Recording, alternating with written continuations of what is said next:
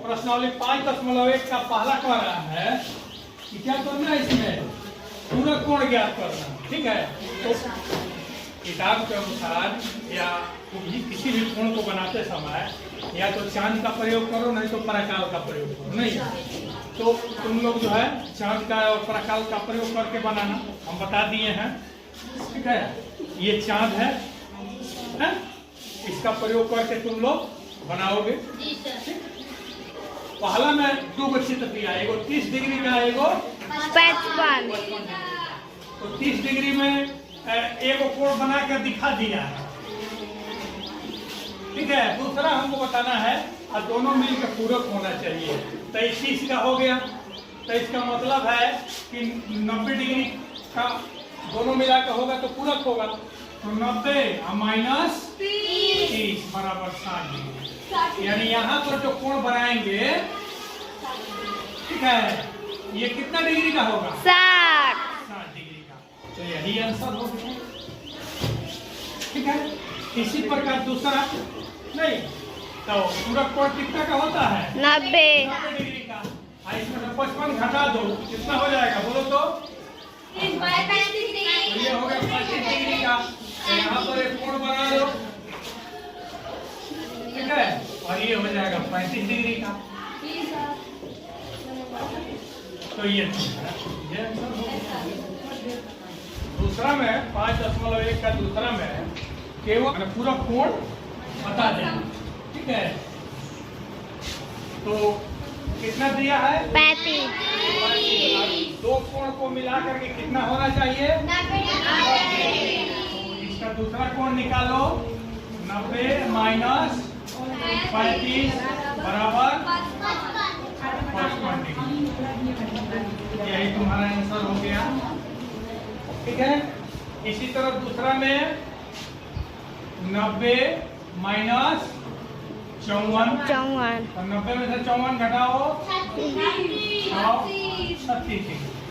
यही तुम्हारा आंसर हो गया। ठीक है, तीसरा में 45। तो 90 में से 45 घटा दो, ये हो गया 45। बहुत आसान है। ठीक है, ये कितना दिया हुआ है? 78। तो 90 में से 78 घटा दो, 18।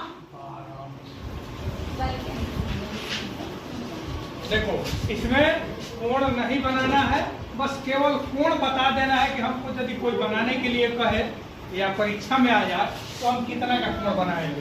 तो 35 दिया हुआ है और दोनों कोणों का जो कितना होना चाहिए? 90।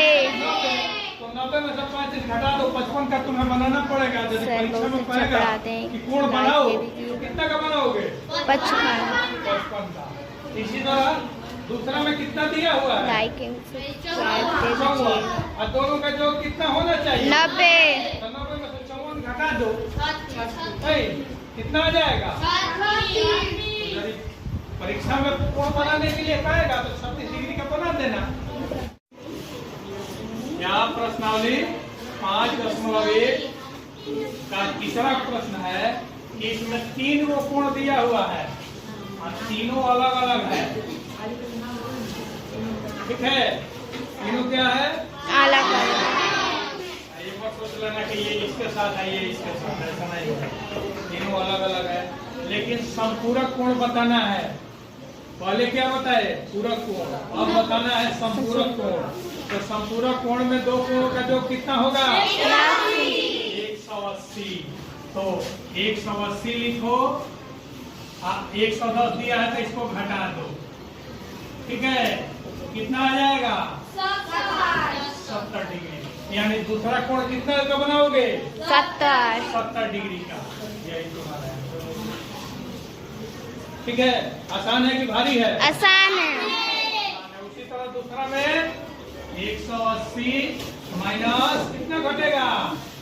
75। 180 में से 75 घटाओ, 5 घटेगा 5, 0, 105। दूसरा वाला कितना बनाओगे? 105। 105 डिग्री। तीसरा में 180 में से 135 घटा दो, कितना आ जाएगा? 45। हाँ, 45। ठीक है, तो संपूरक कोण में हमेशा दो कोणों का योग कितना होता है? 180। 180। तो 180 के लिए 110 में से घटा दिए तो 70 आ गया, यानी ये 110 का बना हुआ है और दूसरा हम 70 डिग्री का बना देंगे तो कितना हो जाएगा? यानी 180 हो। चौथा में कह रहा है कि एक कोण बताओ, तो कोण का योग 90 डिग्री होता है। ठीक है, तो कह रहा है कि वो कोण बताओ जिसका पूरा कोण भी उतना ही होगा। तो पूरा कोण, अब ये मान लीजिए कि एगो कोण है यहाँ पर, नहीं आप बनाएंगे एगो और कोण तब ना पूरक होगा, लेकिन दोनों का योग कितना होना चाहिए? 90 डिग्री। तो हमको ना ये कोण मालूम है ना ये कोण मालूम, लेकिन ये इतना मालूम है कि दोनों कोण बराबर होगा, नहीं अब दोनों कोणों का योग कितना होगा? 90 डिग्री।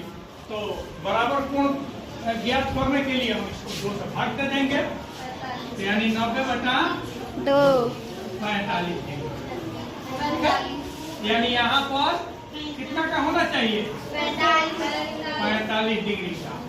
तो जब यहाँ 45 डिग्री का होगा तो फिर हम यहाँ भी 45 डिग्री का बनाएंगे, नहीं अब 45 होकर 90 हो जाएगा, यानी एक दूसरे का पूरक हो जाएगा, नहीं यानी हम लोग का आंसर कितना हो गया?